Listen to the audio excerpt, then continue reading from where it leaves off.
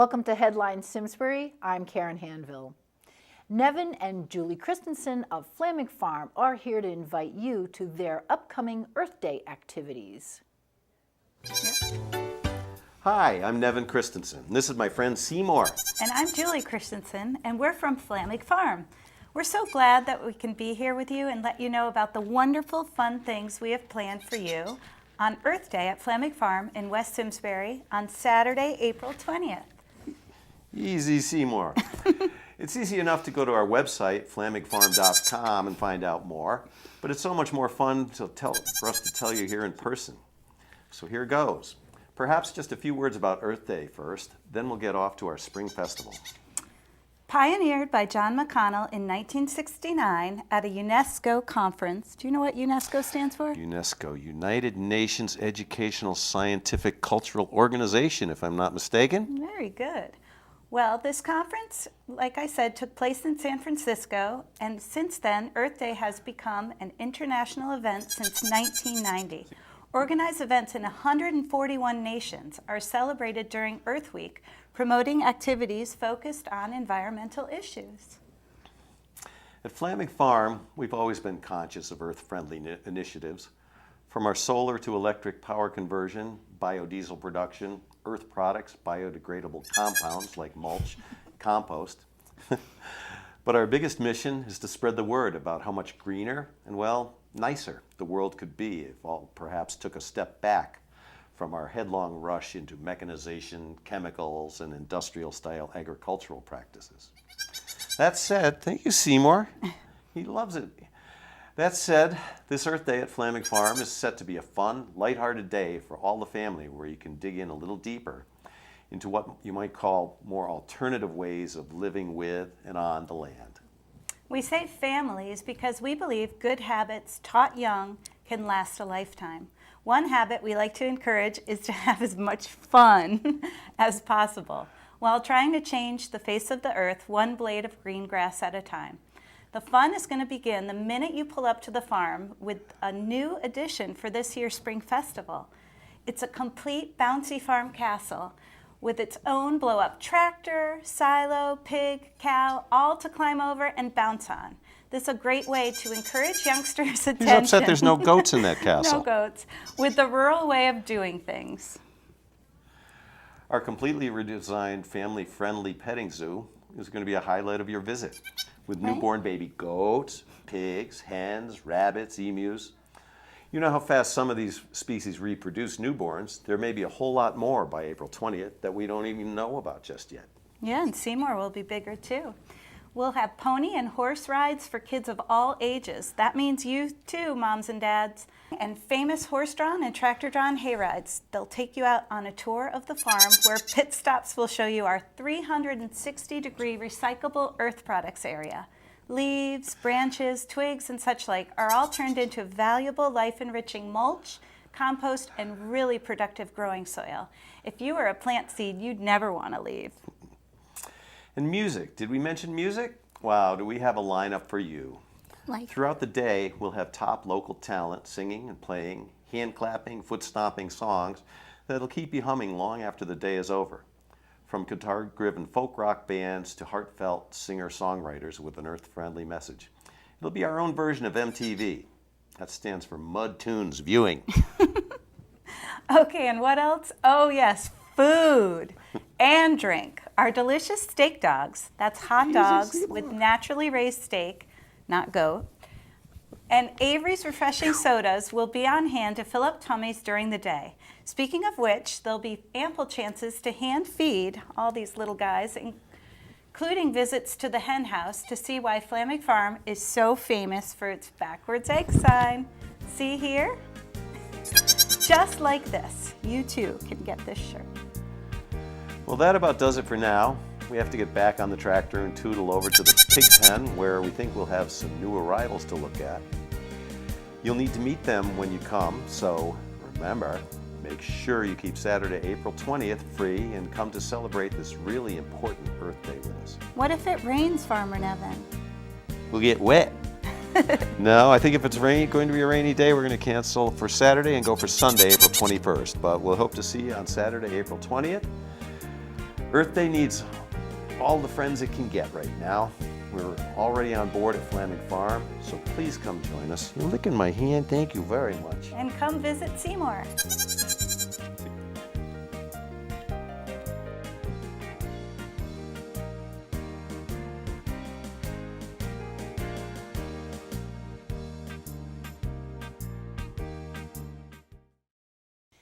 The Simsbury Land Trust will host their annual membership dinner at the Riverview Banquet Facility at 10 Winslow Place on Thursday, April 18th at 6 p.m. The evening will include a cocktail reception, an open bar, dinner stations, and musical entertainment. In addition to a review of the 2012 year and a look ahead to the coming year, the event will feature a presentation by Ken Fetter. He will present an investigation of the prehistory of the Farmington River Valley. Also featured at the dinner will be a display of images taken by the Simsbury Land Trust's talented group of volunteer photographers. The cost is $40 for members and $45 for non-members. Tables of 8 can be reserved by calling the Land Trust office at 860-651-8773 or emailing Amy Ziner at AOL.com. The Valley Cycling Club will have its spring meeting on Saturday, April 20th from 2:30 to 4:30 p.m. at the Simsbury Public Library. Anyone interested in cycling is welcome to attend. The Valley Cycling Club continues to promote road safety and wellness for all families. Following the meeting, you can enjoy refreshments, and if you need more information, you can email Paul at mikbenefit@comcast.net. Cori Behm from the Community Farm is here to tell you about their upcoming Spring Fling Vacation Camp. My name is Cori Behm, and I am the Program Director at Community Farm of Simsbury. Are you looking for something fun and different for your kids to do during spring break vacation? Come to Community Farm of Simsbury's Spring Fling Vacation Minicamp. This program will be held Tuesday, April 16th and Wednesday, April 17th at Community Farm of Simsbury on Woolkit Road. Spring Fling is a 2-day mini camp for students 3 years old through 8th grade.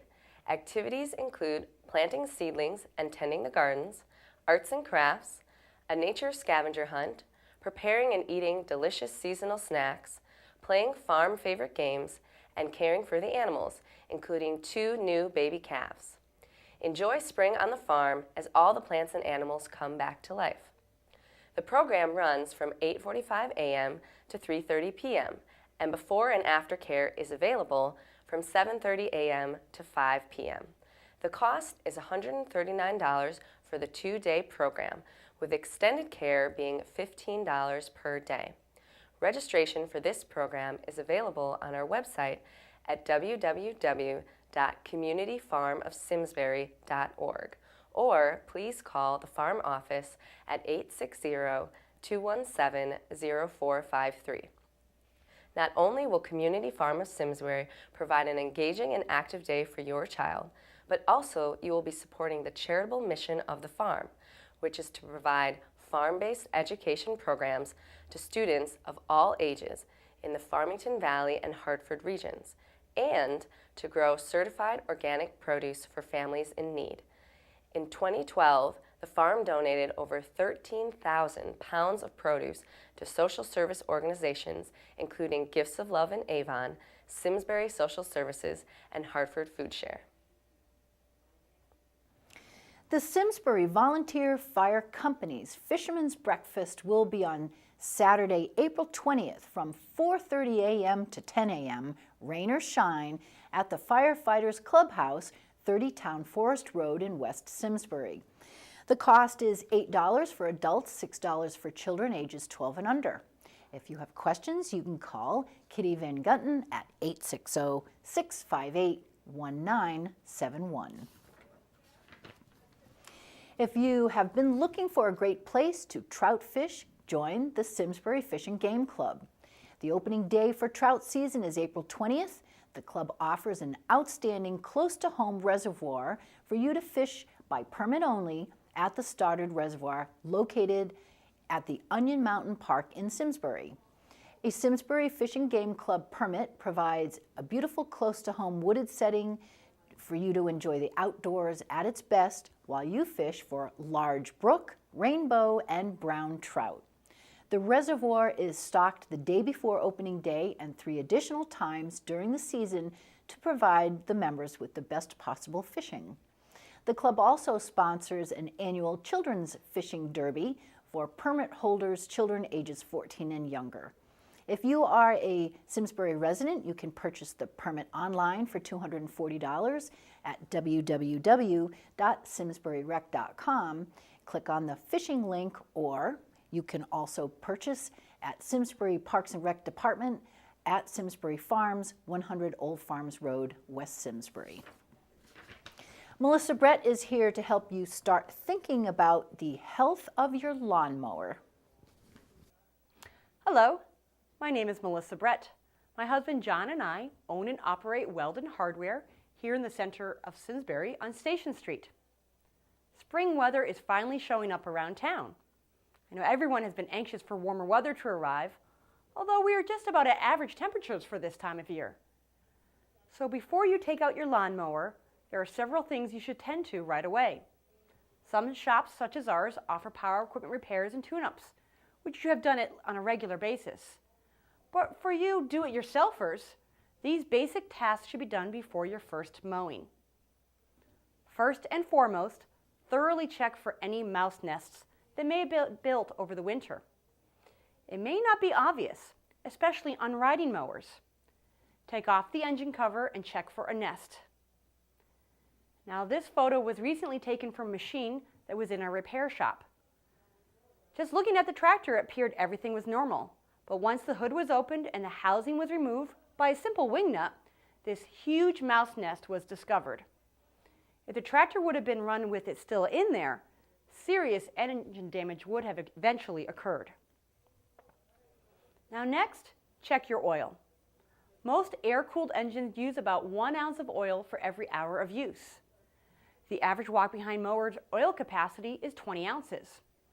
So if you don't check your oil on a regular basis, after only 20 hours of use, you may run out of oil and damage the engine. Adding oil is okay, but just like your car, a complete oil change should be performed at least once a year. You'll probably need to flip the mower on its side to remove the old oil, so make sure there's no gas in the machine first. For ride-on mowers, there is typically an oil drain tube near the base of the engine. And while you're doing an oil change, make sure you replace your spark plug as well. Most new spark plugs are already pre-gapped to the correct spacing. Refer to your owner's manual for the type of spark plug and oil to use. Don't reach for the first quart of oil you have on hand. The wrong weight oil can do engine damage. Now, another thing you should check or replace is your air filter. An engine's carburetor needs to mix fuel with filtered air for smooth running. In this image, the air filter on the left was replaced just last year, but not checked during the mowing season. It is embedded with grass, oil, and dirt. The filter on the right is a brand new one. A clogged air filter will restrict the proper airflow, but a bigger hazard in not cleaning or replacing the filter is that a dirty or torn filter can allow dirt into the engine. All lawn-related gas-powered machines have some type of air filter. Some just need to be cleaned off, while others should be replaced. And if you plan on tipping your machine for an oil change or blade removal, make sure you tip it always towards the oil dipstick side, or oil may seep out and become embedded into the air filter, and then you need to replace it. Mower engines have cooling fins that help distribute heat from the engine, which matters most on the hotter days. We are already seeing machines that have old grass clippings and dust accumulated from last fall of them in our shop. Running a whisk broom back and forth over the fins takes just a few seconds, but could save your engine from overheating. Also, check under the deck of your machine and scrape out any old built-up grass. You should sharpen your mower blades 2 to 4 times during a mowing season, but definitely start off the season with a sharp blade. You can sharpen the blade yourself, but not only should it be sharpened, but balanced in order to have an even cut, especially if you plan on mulching your grass instead of bagging. And sometimes a blade just needs to be replaced, as in this picture. If your blade needs to be sharpened, remove the blade at the same time you change the oil, as you will need to tip the machine on its side, and bring it to a local power equipment repair shop, such as ours. Sharpening costs around $11. Finally, untreated gasoline is one of the biggest issues for power equipment. 10% ethanol is added to almost all grades of gasoline. Blending ethanol with gasoline results in a machine with rough idling, hard starting, gummed up carburetor jets, and overall loss of power. Gas treated with traditional stabilizer will eventually gum up and clog fuel lines and ruin your carburetor. Gas containing ethanol ages even more quickly. We recommend that as soon as you buy your gasoline, add a fuel treatment such as Startron to your gas can. This not only stabilizes the fuel, but removes the ethanol as well. Now, for smaller engines, considering purchasing products such as True Fuel, that is ethanol-free fuel for 2 and 4 cycle engines, and it stays fresh for years. This is not only true for your mower, but don't forget to treat the fuel for your snowblower, your generator, chainsaw, or any other gas-powered equipment you may have. If you have any other questions about your lawnmower or other power equipment, don't hesitate to ask us. Come on down or visit our website at www.weldonhardware.com. I look forward to the next edition of Headline Simsbury. Remember, we're at your service. Thank you, and God bless. The Town of Simsbury and the Simsbury Tourism Committee's 2013 Volunteer Expo will be held on Thursday, April 25th from 6 to 8 p.m. at Eno Memorial Hall. This is an opportunity for nonprofit service organizations to meet with residents who wish to use their time and talents to volunteer in the community. The event was started by State Representative John Hampton 5 years ago as a way to help groups find volunteers and celebrate all that these groups do for Simsbury. These organizations with their volunteers add significantly to the quality of life in town. You can attend this event free of charge. There's no pre-registration required. Please stop by the SCTV table during your visit. The Hartford Symphony Orchestra will present the New England premiere of Life, A Journey Through Time, a multimedia extravaganza featuring breathtaking photographs from National Geographic photographer Franz Lanting and original music by Philip Glass on Saturday, April 27th at the Mortensen Hall at the Bushnell Center for the Performing Arts. The program will open at 7:30 p.m. with a 30-minute panel discussion on arts and the environment. To purchase tickets or for more information, you can contact the Hartford Symphony Orchestra Ticket Services at 860-244-2999 or visit them online, www.hartfordsymphony.org. Shannon O'Donnell and Kelly Sterling are here to tell you about the MS Walk. Hi, I'm Shannon. And I'm Kelly. We are two Simsbury residents currently living with MS. We co-captain an MS Walk team called the Musketeers. MS is a chronic autoimmune disease affecting the central nervous system. Symptoms can vary from person to person. Some symptoms include numbness and tingling, loss of balance, loss of vision, and in extreme cases, paralysis. There are 6,000 people living in Connecticut with MS. And 2.1 million people worldwide living with MS. We are here to talk about the MS Walk team. There is an MS Walk in Simsbury at the Westminster School. And again, the walk is Sunday, April 21st. The walk starts at 9, registration's at 8. The walk is rain or shine. There's no registration fee, but fundraising is encouraged. For more information, go to www.ctfightsms.org. We thank you for your time, and we hope to see you there. Thank you. Bye-bye.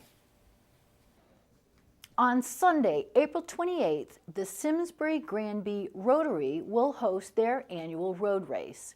There will be multiple kids fun races, and activities in addition to the 5K and 10K races. The races are open to all ages. Prizes will be awarded for merit, including a $50 gift certificate to Sartorius Sports for first place men and women. Registration begins at 9:30 through 11 at the Simsbury Meadows. All races begin and end on Iron Horse Boulevard, and for detailed maps of both the 5K and the 10K race, you can visit www.simsburyriverrun.com. The Farmington Valley Visiting Nurse Association is seeking people to sew simple carry-all bags for their clients to be used on their walkers. All materials will be supplied, but if you have some extra fabric that you'd like to donate, that's also appreciated. You can contact Sandy Fleet at 860-651-3539 for more details. Rita Bond and Melvin are here to tell you about this year's Simsbury Artists Open Studio. Hi, I'm Melvin, president of Simsbury Open Studios. And I am Rita Bond, former president and founder of Simsbury Open Studios. On Saturday, April 13th and Sunday, April 14th this year, from 10 a.m. to 4 p.m., 12 Simsbury artists are opening our studios for our 4th annual Open Studios weekend. This event is open to the public free of charge. The Simsbury Open Studios, also known as SOS, is made up of a group of artists who strive to create art and make it more accessible to the public. We're also involved in education and town events throughout the year. We wish to share our creativity, education, appreciation, and productivity by opening up our own working studios to the local community. This is a unique opportunity to see a variety of styles and art forms, including pottery and paintings, as well as meet the individual artists in our studios, where inspirations become works of art. Many studios will feature art demonstrations and other art-related activities. You can purchase art at that time locally from us during the special event. We will be able to answer questions about what inspires us and show you how we create our work. We welcome admirers of all ages. However, some studios may not be handicap accessible. When you come to our studios, you'll discover the initial inspiration behind a painting, a piece of pottery, or a sculpture. We might have caught something as seemingly insignificant as a shadow cast on a window ledge or the colors of a spring sky. The idea starts the process and the work begins.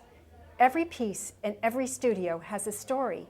All you have to do is ask. For example, my painting behind me is clearly inspired by the summers that we spent as family and now on Cape Cod and Martha's Vineyard. And my pottery is inspired by ancient pottery pictures that I've seen, and the glaze is inspired by finding crystals that can form on my pots. So it's the process, not the product, that keeps us going and doing what we love, making art. We will have maps, an example of each artist's work, and other information at the Ellsworth Center at the Simsbury Historical Site, located here at 800 Hop Meadow Street in Simsbury Center during the event. I will also be there with my paintings and will be able to answer any questions you may have. Directional signs with yellow and blue brushes, Simsbury colors, will be located throughout Simsbury during the weekend of the event. Look for them and follow them to our studios. Additional information, including examples of our work, printable maps, and further updates, is also available at Simsbury Open Studios website, www.simsburyartists.org. We can also have a second website, simsburyopenstudios.org, that you can also look up our information. Once again, the dates are April 13, which is a Saturday, and Sunday, April 14, from 10 a.m. to 4 p.m. Look for our arrows around town, and please visit the Ellsworth Center at the Historical Society for information. We look forward to meeting you and seeing many of our friends and neighbors. That's it for this week. Thank you for joining us.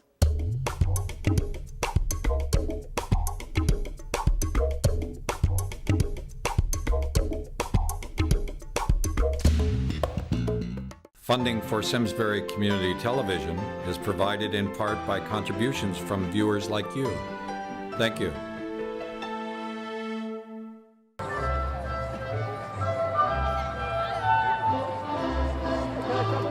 What excites me so much about being in this job at this time is just how exciting the arts are across the board. And in particular, one of the things you discover with the arts, and in music especially, is its power to bring people together. And so, for instance, on a night like this, when we've got thousands of people out here on lawns, at tables, sharing dinner, sharing dessert, hearing wonderful music, there's really just nothing better in terms of a shared concert experience. Music has always been part of my family, and as I think about where we're at now at the Talcott Mountain Music Festival, what a great spot this is for families. This is a place where families can come and eat together. This is a place where families can come and play together. This is a place where families can come and enjoy great music together. And I think that's really incredible. Well, they've meant everything to me all my life. I've been a musician all my life. So to me, they're very important. The arts they're a right. They're an essential part of our culture as citizens in the United States. And I think everyone should have every opportunity to explore it to the fullest. For me, because I have a daughter, it's a chance for her to really understand culture and how it all relates to society. I think it's just kind of like a celebration of life. I think of it as a way of kind of giving gifts to one another. Like, you write a story and then you give it to people and they read it, and makes them happy or pulls at their heart or does whatever it should, and it gives them an experience that they enjoy. It stimulates them. They hold my attention, they inspire me, they give me something to strive for. People who don't have any appreciation of music, and I think they're missing out on a lot. I just wish more people could be exposed to the arts. I mean, I can't really survive without the arts. It brings people out and it raises people's spirits. And that's what I love about it. I don't know, the arts mean the world to me. I just think, what would this world be without the arts? It's a beautiful thing. One of the things that we want more than anything for the students that we work with is for them to feel like the symphony belongs to them. We are the Hartford Symphony Orchestra. I don't know, that's a hard question. I don't know if there's one word to sum it up. Peaceful, fun, connections, expression, Enlargement. Arts mean everything to me. Enrichment. Joy. entertainment, Music. Purpose. Healing. It's my oxygen. I can't imagine living without arts in my life.